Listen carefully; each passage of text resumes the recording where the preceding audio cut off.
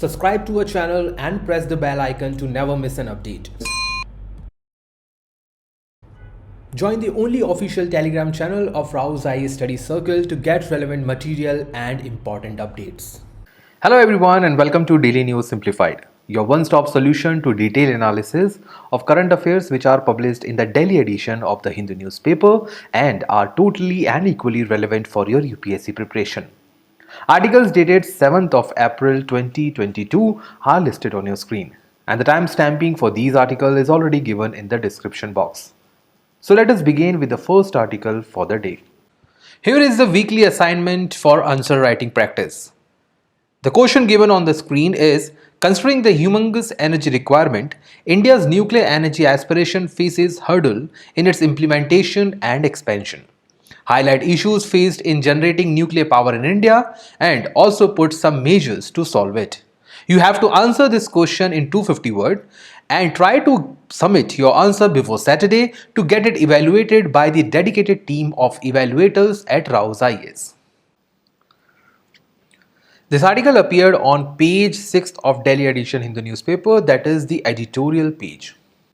This article talks about the issue of instability of India-Nepal relationship over the past 5-6 years. The context says that recently the Nepali Prime Minister Sher Bahadur Doiba has paid a visit and has also reviewed some of the strained bilateral relationship between India and Nepal. Now, from the prelims perspective, this article is important on the basis of different dimensions between India and Nepal and also the important map work. From mains perspective, as Nepal is neighbor of India, India's relationship with its neighborhoods is important under General Studies paper 2. So, for today's content, we'll read about the outcomes of the recent meet or the outcomes of the diplomatic visit by the Nepali Prime Minister. Then we will look into some of the issues which are faced by Nepal and India in their bilateral relationships. We will look into some of the successes and the better outcomes in the past about their relationships. And then we will also discuss some of the possible future way forward along with the brief discussion on the India's treaty with Nepal on peace and friendship. So let us begin with the important outcome of this visit. As far as important outcomes are concerned, well, India and Nepal has jointly inaugurated the 90-kilometer long, 132 kilowatt solo corridor for transmission of power between India and Nepal. This is going to improve the energy status of Nepal.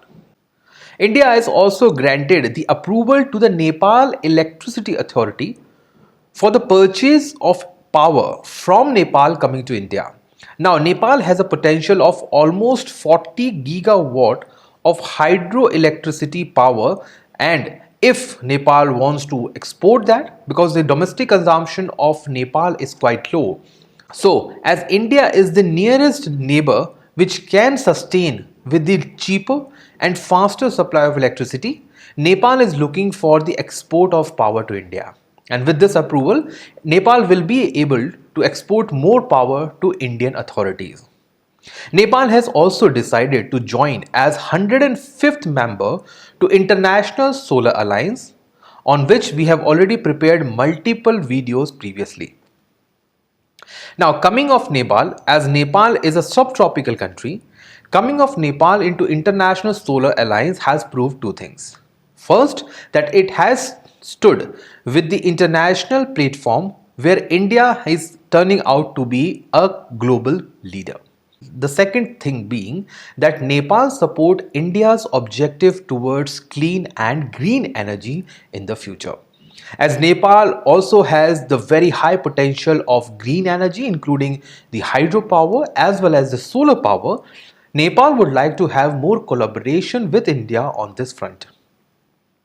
Both the countries have signed government-to-government agreement in order to facilitate a long-term supply of fertilizers from India to Nepal. Now, this agreement will reduce down the illegal transmission of urea to Nepal. Now, urea is quite cheaper in India. Secondly, India is also producing the high grade of subsidized urea.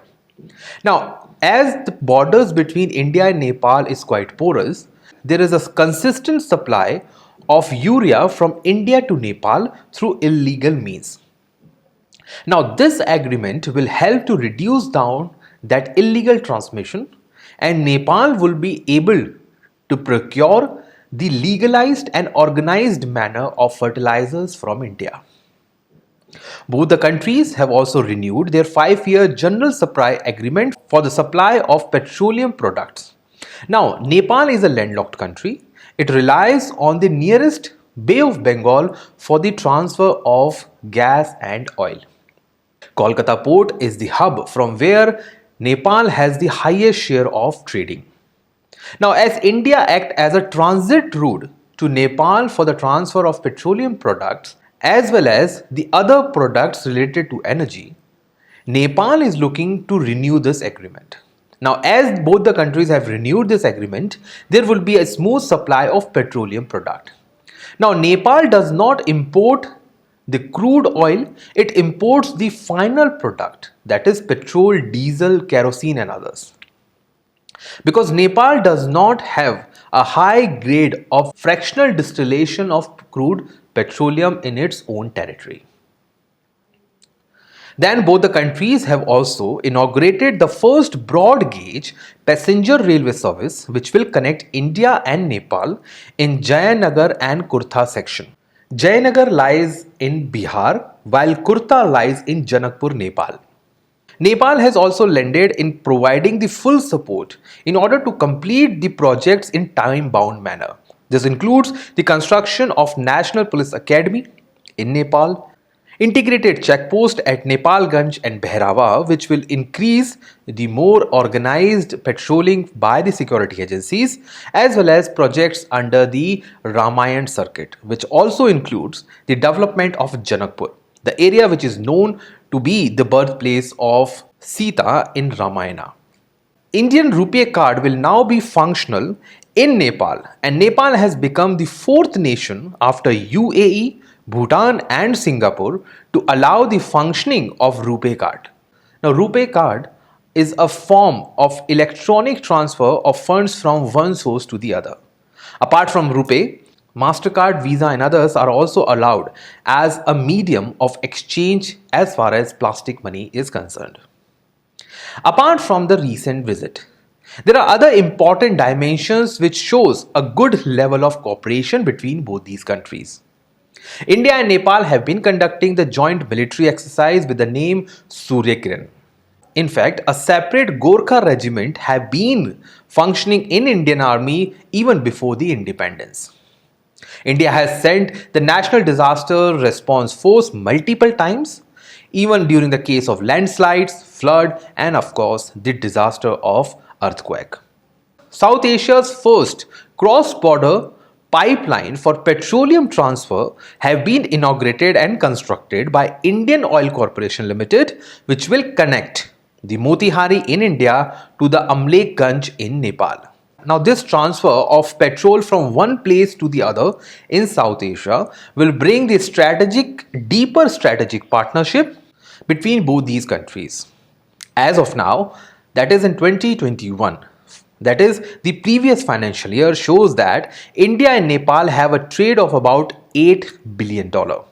Although Nepal is not the largest trading partner of India in South Asia. Now, please comment in the comment box which nation is the largest trading partner of India in South Asian region. India accounts for almost 2/3% of Nepal's external trade as well as provide transit to Nepal's external trade. Now, coming to the important issues faced between both these nations.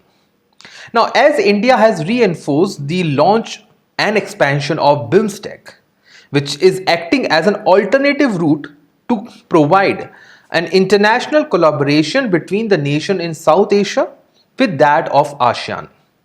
Now, BIMSTEC has been seen as an alternative route against the development of SAARC. The single reason being that the Pakistan has been very adventurous as far as terrorist activities on Indian soil is concerned. And bitter relationship between India and Pakistan has jeopardized the functioning of SAARC. Now, SAARC is an important area of cooperation between South Asian countries, and its headquarters is situated in Kathmandu. And the location of headquarters plays an important role in the development of a particular international organization. Now, Kathmandu lies in Nepal, being the capital city. Nepali political leaders, seeing that SAARC has lost its charm, has been very limited towards their approach in promoting the BIMSTEC despite being its member. The second reason being that India has been criticized for delaying the project. For example, the Pancheshwar multipurpose project at Mahakali River, or even the development of Janakpur under the Ramayana circuit. The controversy of Nepal constitution has been there for the past few years, because when the new constitution after so much of deliberation was launched in Nepal, the constitution has given a direct sectarian political approach. Despite having 40% of their share in the population, Madheshis were considered to be pro-India. And their pro-India approach by the other politicians have kept them outside the preview of equal rights under their constitution.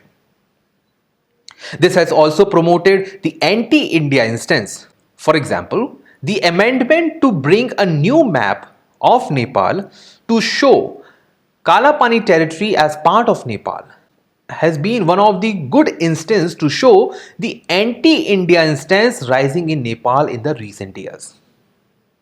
The Kalapani issue has made headlines for a while now, where Nepal has claimed the area of Limpudurya, Lipulek, as well as the Kalapani through its constitutional means. They have changed their map based on the constitutional amendment, and this shows that they have been fueling and airing the already silent controversy between both these countries, which could have been resolved through the talks. The buffer state argument of Nepal, that is the buffer state between India and China, has done more damage than before. Now, Nepal is considering itself to be a more independent country to take its own decision and does not require the big brother attitude from India. Now, this kind of attitude have been fueled by the domestic politics of Nepal that has created the controversies to the manifold. Apart from this, even India have been criticized for being too much indulgent in the domestic politics of Nepal. Now, these kind of statements by the state media as well as by the political leaders in the Nepal has created and fueled the anti-India instances on multiple grounds. In 2016, the demonetization process of India has also hurt many Nepali citizens who had almost on an average 25,000 rupees in the old currency notes of 500 and 1000. Now, most of them were in Nepal. They had the currency of India, but they were finding it very difficult to exchange those currencies against the new currency at an ease.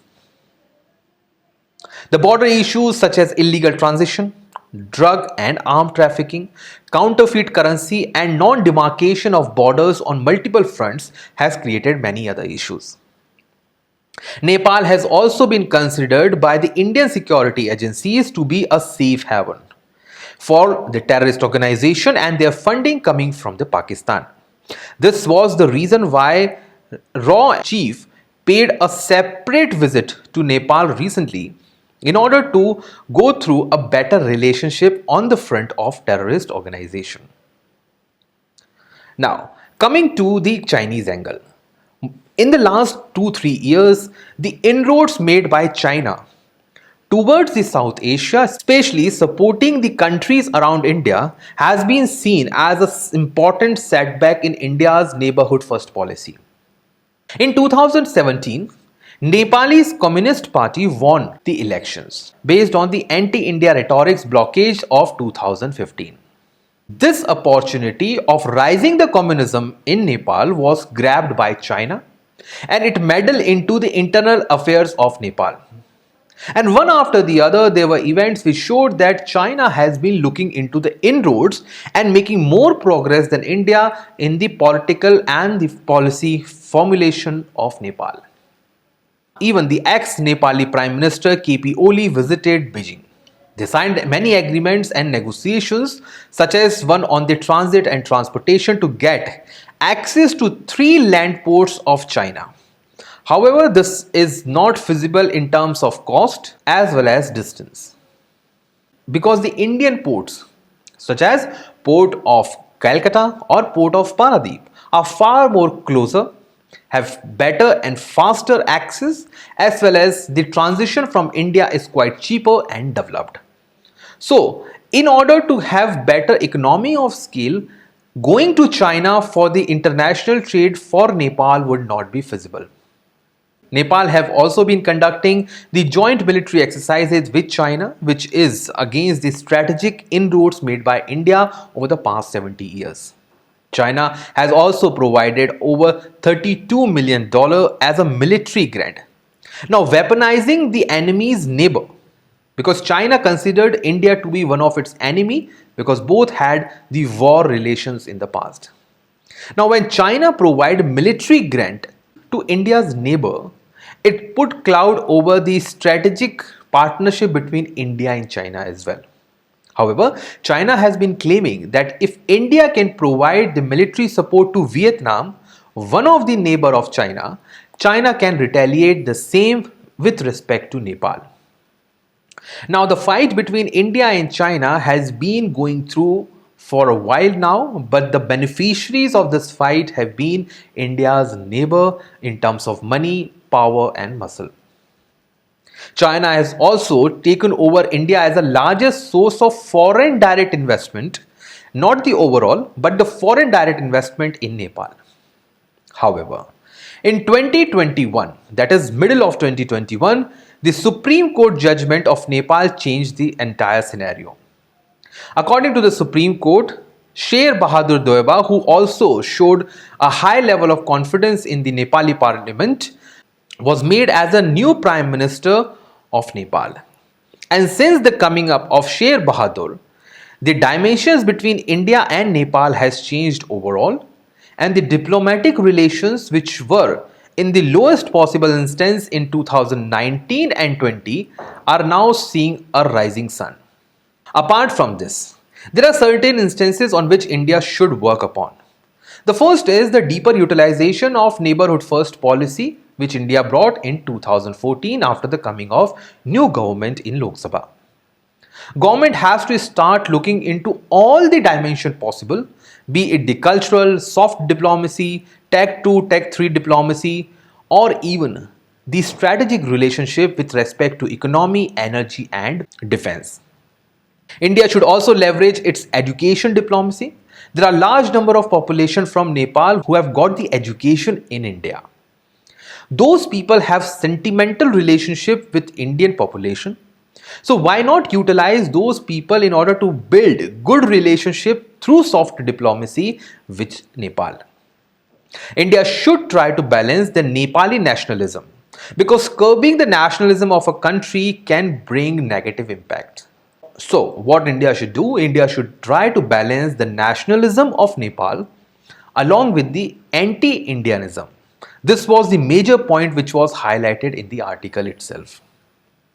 Track 2 and Track 1.5 channel should always be open in order to have better relationships. Both the countries should update the Treaty of Peace and Friendship, which have been demanded by Nepal, and India cannot take chance to delay it very long. Now, as per this treaty, it provides the reciprocal treatment to the Indians and the Nepali citizens in the two countries in terms of residence, property, business and movement. So they enjoy a very high degree of movement vis-a-vis the other neighbors of India. The nationals, investors and business persons will get the national treatment.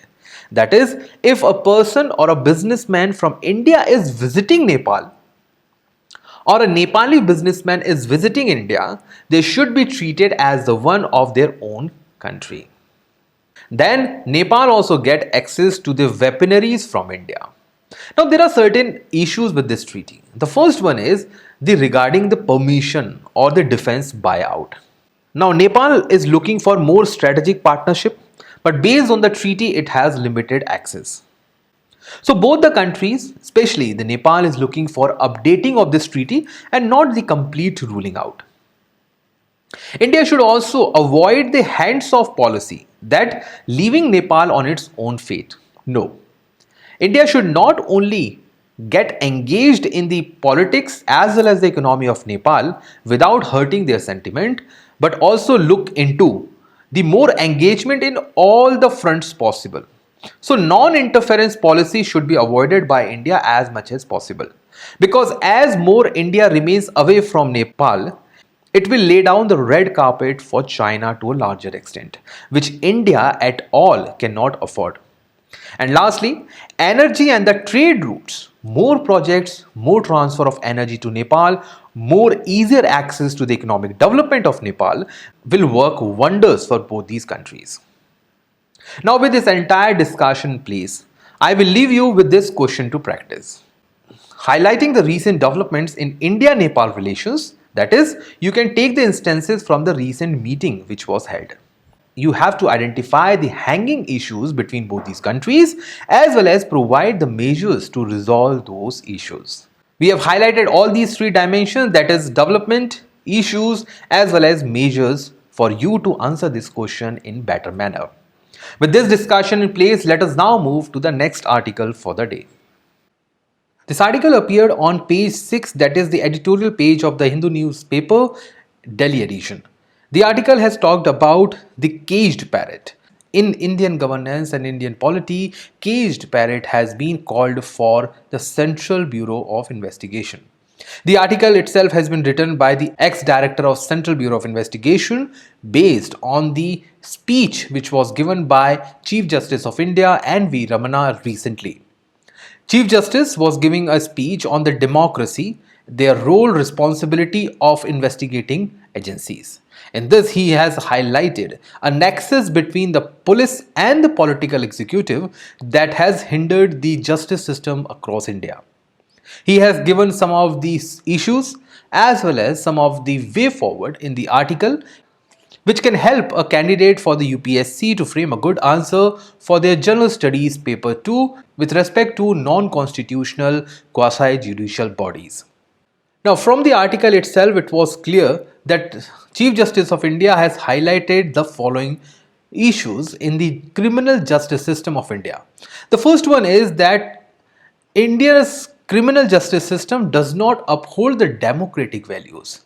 It simply means that each and every person or each and every citizen does not enjoy the equal right when it comes to the criminal justice. The power of money and muscle plays more important role than the rights of the citizens. Then comes the issue of functions within the law. So investigating agencies like Central Bureau of Investigation or Central Vigilance Commission or even the National Investigating Agency does not function completely within the law or the constitution. They are guided by the political aspirations as well. Then there is the social legitimacy issue. The investigating agencies are not guided by the social cause, the natural justice or the rights of the citizens. They are guided by more than the aspirations of the ruling party in power. The police does not work impartially, but they should work impartially. They are working to secure their position in a particular department or to uphold a position where they can enjoy their power with corrupt practices. According to the CJI, Central Bureau of Investigation with the passage of time has come under the deep scrutiny. Why? For two reasons. One, that CBI has been conducting inquiry in those cases where the opposition party is largely involved. And this has seen over the past 3-4 decades, irrespective of the which government or political party is in power. The second issue is that the functioning of the CBI and their outcomes has been questionable in number of cases where the result or the final outcome of the investigation was not seen in a natural justice format. The image of the police has also been tarnished, not only because of the corrupt practices, but also because of the subjugation under the political aspirations. And lastly, CGI has highlighted that investigating agencies, including the state police, has lost their public trust, the trust which they enjoyed for past many decades, as of now. Apart from this, the CGI has also highlighted some of the functional and the structural issues in the investigating system. This includes the lack of infrastructure, both physical and digital, lack of sufficient manpower. So the person who is involved in the security reasons for a political person, let's say the Prime Minister or Chief Minister, or even the police department which is involved in providing the Z plus security, are also responsible to conduct the investigation of day-to-day criminal cases. The dual role has rendered the police department to go through the fatigue process, and they are finding themselves to be physically and mentally tortured. Inhuman condition, especially at the lowest rung, that is the constabulary. Lack of modern equipment, both the weaponry as well as the investigating equipments. The questionable method of procedure and their evidence-based investigation. Officers failing to abide by the rule book, that is the book which is guiding their function and their conduct. And lack of accountability of the erring officer. The permanency of police department and the investigating agencies and their officers have led them to go erring. Many of the corrupt officers have been found to be indisciplined and being arrogant towards the functioning of their criminal justice. The same article has also highlighted some of the issues that lead to the delay in the trial. Now, trial arrives when the investigation goes on, a charge sheet is filed in the court, and the trial goes on with the judicial process. Here comes the role of judiciary, the lawyers and the judicial magistrates. Now, there is a lack of public prosecutors, so a poor person or the normal citizen does not have access to a quality lawyers. Seeking regular adjournment, airing hundreds of witnesses, and filing voluminous document has created the pendency of trials. Undue imprisonment of the under trials have also led to the overburden on Indian jails, where occupancy rate has already crossed 100%. It has also been observed that the priority of lawyers, judges, as well as the investigating agency changes suddenly as there is a change in the ruling power or the government in power. Then there is a cherry picking of the evidences when the investigating trial is conducted, and the repeated transfer of the police officers or the investigating officers has also led to the further delay in the investigation. You can take numerous examples where the investigating agencies or the officers involved in the case have been frequently transferred, or if they have gone too deeper into the investigation, they were even sacked. Now, what is the way forward to ensure that the investigating process in India as well as the judiciary involved in the investigation functions with more efficiency, in a faster manner and in the honest possible manner? The first one is that institutions must derive their legitimacy from law and constitution and not their political masters. We need a comprehensive law which can help investigating agencies to get their investigation done without the hasslement or without the involvement of political executives. We need to create an independent umbrella institution that can bring multiple investigating agencies like CBI, SFIO or enforcement directorate under single roof. So if, let's say, there is a case which involves financial fraud and the same case involves the criminal cases also. So ED and CBI can come under the single roof and can investigate the case together instead of creating two separate charge sheets or instead of creating two different cases simultaneously. We need to avoid multiplicity of investigation by different agencies. Let's say there are certain cases where CBI conducts the investigation, then the state police conducts the investigation. Even after that, there is a SIT created by the judiciary. We have to have a separate autonomous wing for the investigation even at the state level. Audit mechanism should be ensured after each and every investigation by the external agencies. Regular updation of knowledge is needed with respect to technology as well as the availability of investigating tools. State agencies must also be equipped with increasing challenges in the field of investigation. Most of the states, especially the states from the poor background or states which have lower budget on their law and order, including the states like Uttar Pradesh, Rajasthan, Bihar, Madhya Pradesh and others, should be provided more funds, or they can raise more funds in order to equip their state agencies for better investigation. And lastly, we require to increase the representation of women in the criminal justice system so as to make it more gender neutral. Making the investigating process more gender neutral will raise the confidence among the citizens of India towards the investigating agencies. Better confidence will definitely lead to good governance. With this discussion in place, let us now move to the next article for the day. This article appeared on page number 14, that is business page of the Hindu newspaper. Now, the article says that the government will form an advisory committee for the Semicon India. Now, Semicon here simply means a semiconductor. So, Government of India will form a committee in order to promote the semiconductor manufacturing, development as well as export from India. The said committee will have the objectives in order to structure, efficiently produce, strategically manage the development and promotion of semiconductors in India. Along with, it will also guide towards the India Semiconductor Mission. Now, India Semiconductor Mission is a new program by the Government of India which will promote the development of semiconductors across India. Now, from the UPSC perspective, it is important in the prelim examination to understand and know about the important government schemes, and this is a very important government scheme given the kind of India's dependence on the import of semiconductors from countries like China. Now, government previously has also approved the modernization of semiconductor laboratory which is situated in Mohali. And this will be developed through the private investment in brownfield project development. Now, apart from the article itself, we will go into the details of what India Semiconductor Mission is all about. This mission has been set up as an independent division or independent business division within the Digital India Corporation.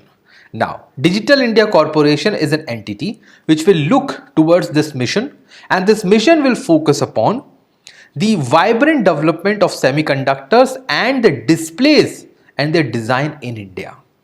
They will provide support towards the innovation ecosystem and will make India as a global hub for the development of electronic manufacturing and design.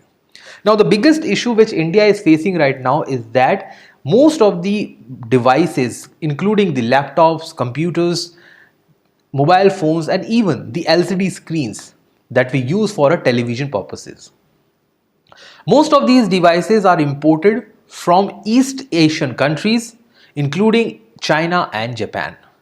The highest possible import comes from China in this regard. Now, in order to reduce the over dependence on China in this matter, as well as promote the entrepreneurship as well as startup sector in India, government is looking towards bringing the alternative manufacturing of semiconductors as well as the displays inside Indian territory. The other objective of the program would include promotion of semiconductors and their display industries across India, especially closer to the urban centers as well as the export destinations. It will provide the multifold growth, that is multiple growth, to the Indian semiconductor design industry.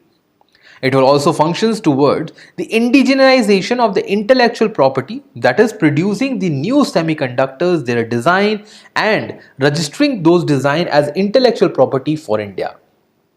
Because transfer of technology is quite expensive, Indian manufacturer could not get the high grade technology that is produced in United States. And in absence of those technologies, Indian manufacturer could not experiment more. Now, in order to have a better intellectual property framework as well as ecosystem, will help the domestic manufacturer to produce the semiconductor to the larger extent. It will also incentivize the companies, especially Indian companies, to get the transfer of technologies from international giants. It will enable the collaboration as well as the partnership programs with the national and the international agencies, including the World Trade Organizations, International Monetary Fund, as well as World Bank for getting the funding mechanism for the development of semiconductors. India previously under Atmanirbharta program has approved the Semicon India program, also known by the name SIP, in which government has emphasized 76,000 crore rupees, which is almost $10 billion for the promotion of semiconductor in India. Now, this program has 4 subcomponents, and most of these subcomponents provide 30 to 50% of the subsidized cost on the project. This include the sub-schemes of setting up semiconductor fabrications and industries in India, setting up of the display fabs in India, schemes for setting up compound semiconductors, silicon photonics, sensor fab, semiconductor assembly units, their testing units, marketing as well as the packaging units. And lastly, this scheme will also focus on design linked incentive. A company will bring new designs, they will get promoted to this design, and government will provide incentive to that company in order to promote, produce and export those designs. Now, with this discussion in place, I will leave you with this question to practice. So read this question carefully and try to answer in the comment box. Let us now move to the next article for the day. This article appeared on page 14, that is the business page of the Hindu newspaper, Delhi edition. The article says that the Asian Development Bank has projected the financial growth of India 2023 at 7.5%, and this includes the level of inflation as well. However, as per the bank, the forecasted growth of India has been reduced from 8.9% to the moderate level of 7.5% given the level of international and domestic inflation. However, the bank has also forecasted in the next financial year the growth is likely to reach at 8%. Now, why the Asian Development Bank has reduced India's growth forecast by 1.4% in its report? The reason being simple.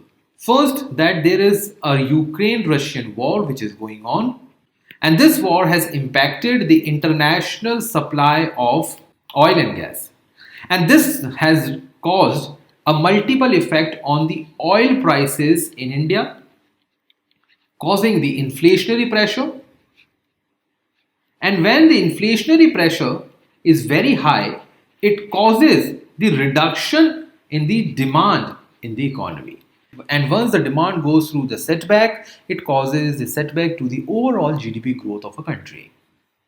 Now, from the perspective of the UPSC examination, it is not only important for us to understand the important forecast given by these agencies as well as the international institutions, but also how these institutions are framed and how they function.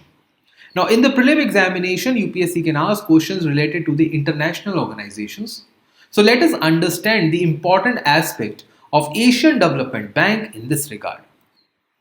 Asian Development Bank was created after the passage of a resolution under the first ministerial conference on Asian economic cooperation. This was held in the United Nations Economic Commission for Asia. And this was created in 1963 with an objective to create a separate lending institution for Asia as a whole. Manila in Philippines was created as a headquarter for this organization, and it officially opened in 1966. India was also one of the members back then. The working of the organization is straightforward. It provides loans, technical assistance, as well as grants and equity investment to the member countries. It also provides the dialogue platform for the nations, advisory services, mobilizing the financial resources through co-financing, that is, 2 or more countries can come together to finance a particular project in third nation, as well as provide commercial and export credit sources. Apart from these 2 important things, it also provides important research, papers and reports for the global economy and its member countries. The structure of the organization is more or less like the World Bank itself. Now, World Bank provides the financial assistance to all the member countries across the continent. However, Asian Development Bank membership is quite limited. All the power of this organization lies with Board of Governors, for which the finance ministers are important aspect. From India, it is the Nirmala Sitharaman who is represented on this board. It has 68 members. This is important for us to understand, out of which 49 are from Asia and 19 are from outside. The largest holders in terms of voting rights are with Japan and US. Both of them holds the equal voting rights. Remember that. The second position, as first position is shared by Japan and US, the second position is shared by China, and the third position is by India. From the perspective of contribution, Japan is the largest contributor. The organization is modeled closely on the perspective of World Bank and functioning on the similar grounds as well. Asian development banks provide loan and funding facilities on these important sectors for different member countries. And if you go through the list, you'll find that all these are aspects of developmental economics in global perspective. Now, take for example, India and its states have been proactive in getting loans for the urban development, especially the transport facilities across the tier 1 towns as well as the metropolitan. As far as India's participation is concerned, so India joined the ADB in 1966. The total number of share held by India is 6.3% and voting count is 5.3%. On the other hand, the China's voting count is 5.4%, close enough to India. The overall capital subscription of India is $9.68 billion, which is very high, and paid up capital given by India was $484 million. Now, this may be subjected to the economic development of India. So, over next few decades, if India turn out to be, let's say, the first or the second largest economy in the world, this dimension may change. Now, given this discussion, I will leave you with this question to practice for the upcoming prelim examination. So read this question carefully and try to answer in the comment box. Now we come to the last part of today's Daily News Simplified, that is question of the day. The yesterday's question of the day was that which of the following acts were amended to introduce the electoral bond scheme? The answer to this question is option D, that is all of the above acts were utilized in order to create an amendment to bring the electoral bond scheme. Today's question says that consider the following statement with reference to the Treaty of Peace and Friendship which was signed between India and Nepal in 1950. There are three options which are based on this treaty. However, all these options are not part of the treaty. They are derived from the treaty. So identify the correct statement from there and answer in the comment box. That's all for today's Daily News Simplify. Thank you.